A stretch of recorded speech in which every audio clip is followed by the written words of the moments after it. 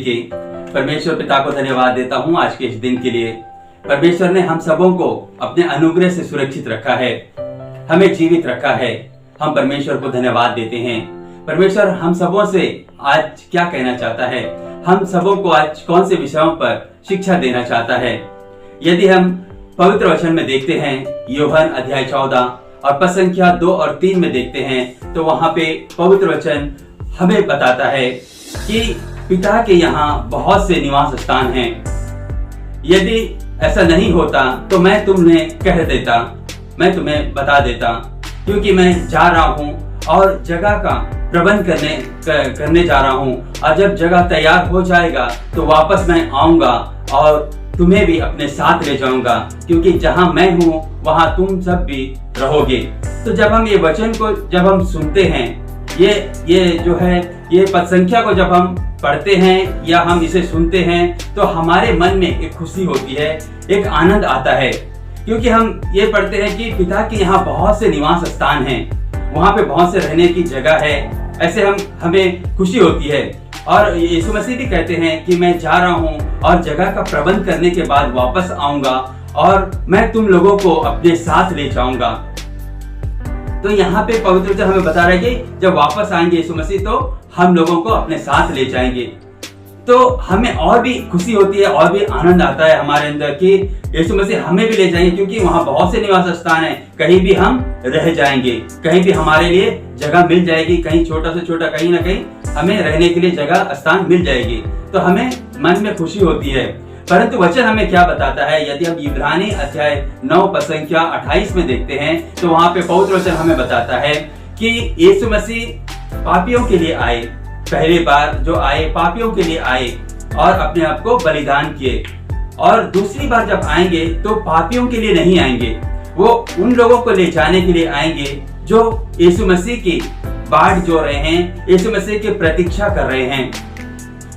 यीशु मसीह उन्हें ही ले जाएंगे जो उनकी प्रतीक्षा कर रहे हैं। तो हम देखेंगे कि आज क्या हम उसके आने की प्रतीक्षा कर रहे हैं, क्या हम यीशु मसीह के आने की बाट जो रहे हैं। क्या बता रहे हैं यहाँ पे यही बता रहा है कि जो यीशु मसीह के आने की प्रतीक्षा कर रहे हैं, जो उसके आने की बाट जो रहे हैं, उन्हें ही ले जाएंगे। जो तैयार है, जो अब यीशु मसीह के इच्छा के अनुसार चलकर वो जीवन बिता रहे हैं, वही उसके जो है तैयार है और उसके बाट जो रहे हैं। तो यहाँ पे हम यही देख रहे हैं कि यीशु मसीह यही कहा कि वहां बहुत से निवास स्थान है और ये जब निवास स्थान है मैं जाऊंगा और जगह का तैयार करके वापस आऊंगा। तो उन्हीं को ले जाएंगे जो तैयार है। तो हमें आज यही बता रहा है कि हम देख रहे हैं कि बहुत से विपत्ति को हम देख रहे हैं, क्लेश को देख रहे हैं। जो वचन में, जो पवित्र शास्त्र में जो हम क्लेश को देख रहे हैं, वो सब जो है, जो भविष्यवाणी को हम देख रहे हैं, सब कुछ पूरा हो रहा है। हम देख रहे हैं कि लाल घोड़ा, काला घोड़ा, सफेद घोड़ा, पीला घोड़ा, ये सारे ये विपत्ति के बारे में बता रही है, ये विपत्ति को दर्शा रही है। और बहुत से हम प्रकाशित वाक्य में भी देखते हैं 7 कटोरा, 7 प्याला, और हम देखते हैं 7 तुरी की बजाय जाना। ये सब कुछ विपत्ति के बारे में बताया जा रहा है। बहुत से पास्टर के प्रचारकों से मुख से हम यही सुनते हैं कि ये विपत्ति के बारे में, और वे सचमुच जो है सही बता रहे हैं, जो भविष्यवाणी की बातों को ही बता रहे हैं। परंतु हमें देखना है, ये सब कुछ हम सुन तो रहे हैं, परंतु क्या हम तैयार हैं? क्या हम यीशु मसीह के आने की बाट जो रहे हैं? यदि आज हम कंफर्ट जोन में हैं, तो हम यीशु मसीह के आने की प्रतीक्षा नहीं कर रहे हैं, हम तैयार नहीं हैं। हम आज अपने आप को धोखा दे रहे हैं, आज हम तैयार नहीं हैं। क्योंकि हम गलाती में देखते हैं, गलाती अध्याय 6 पद संख्या 7 में, तो वहां पे पवित्र वचन हमें ये बता रहा है कि धोखे में ना रहे, परमेश्वर की ठट्टा नहीं उड़ा सकते। जो मनुष्य जो शरीर में जो बोता है वही काटेगा, और जो आत्मा में जो बोता है वही काटेगा। तो यहाँ पे हमें क्या बता रहा है कि धोखे में ना रहे। तो यहाँ पे हमें प्रकट रूप में बता रहा है, क्योंकि आज हम देख रहे हैं कि 2020 से हम देख रहे हैं कि आज पूरे सभा या पूरे चर्च सब कुछ आज बंद हो गया है, सब कुछ टोटली बंद हो गया है। तो ये सब हमें क्या बता रहा है कि उस समय में जब पूरे संसार खुले थे, पूरे संसार में लोग जो है अपने मन की इच्छा के अनुसार चल रहे थे, उस समय में सब अपने ही धार्मिकता को बता रहे कि यहाँ पे कि अपने ही धार्मिकता उत्पन्न कर रहे थे। हम देख रहे हैं, सभा में देख रहे हैं कि आज एक मनुष्य क्या करता है कि अपनी धार्मिकता प्रकट करना चाहता है, अपनी धार्मिकता दिखाना चाहता है, क्योंकि ये लोगों के सामने में, लोगों के पास में ये एक व्यक्ति जो है वो अपने आप को कैसे धार्मिक बनाए, कैसे धार्मिक बनाए, लोगों के दृष्टि में अपने आप को कैसे धार्मिक बनाए।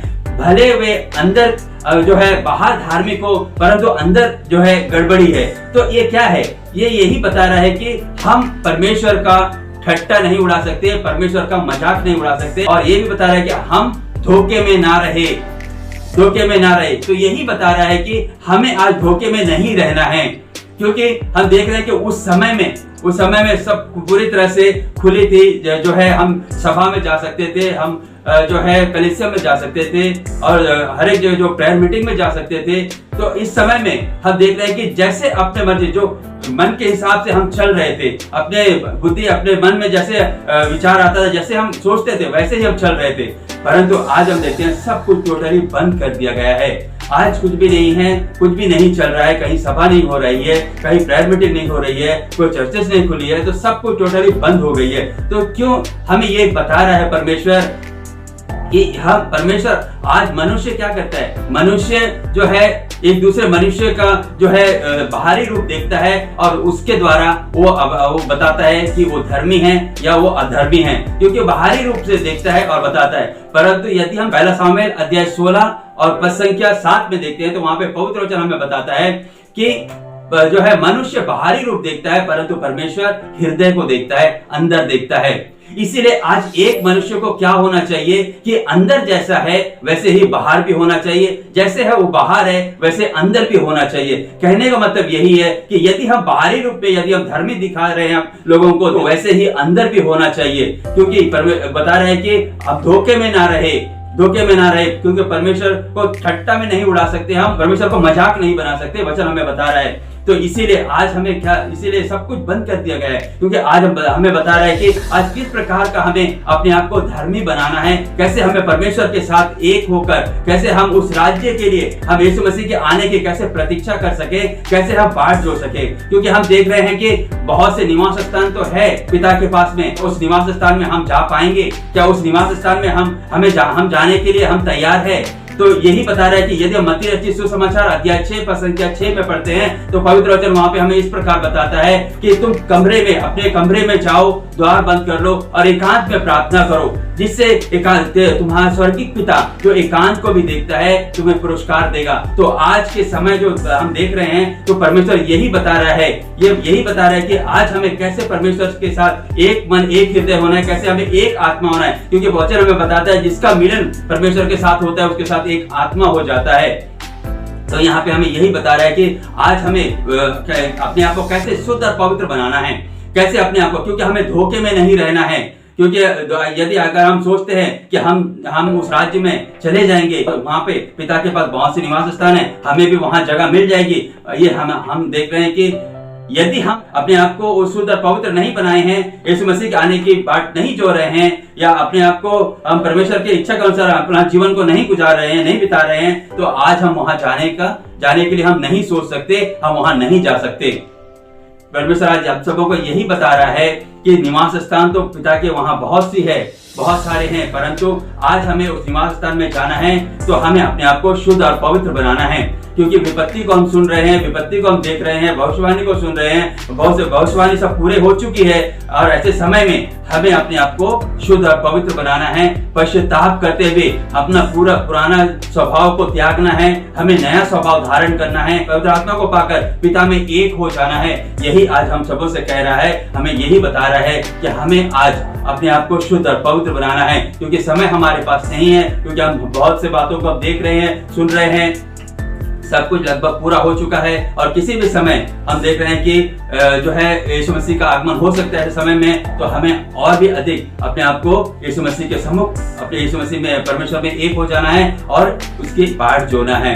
यही वचन हमें यही बता रहा है कि जो अंत तक धीर बना रहेगा उसे ही मुक्ति मिलेगी। जो अंत तक धीर बना रहेगा, जो अंत तक प्रतीक्षा करता रहेगा यीशु मसीह के आने का और अपने आप को शुद्ध और पवित्र बनाकर, वही जो है उसके साथ महिमा के शरीर पहनकर जा सकते हैं। यदि उसका मृत्यु हो जाती है तो यीशु मसीह जब आएंगे तभी उसका कब्र खुल सकता है। तो आज हम सबों से परमेश्वर यही कह रहा है कि अपने आप को शुद्ध और पवित्र और निर्मल बनाकर उस राज्य में प्रवेश करें, क्योंकि जगह तो बहुत है वहां पे, परंतु हमें देखना है कि हम उस जगह में पहुंच पाएंगे या नहीं। हमें उस जगह में जाना है, उस राज्य में प्रवेश पाना है। यही वो है सुसमाचार, जो गुड न्यूज है, जो उस राज्य में हमें प्रवेश मिले, उस राज्य में हम जा सके। आज परमेश्वर हम सबों से यही कह रहा है।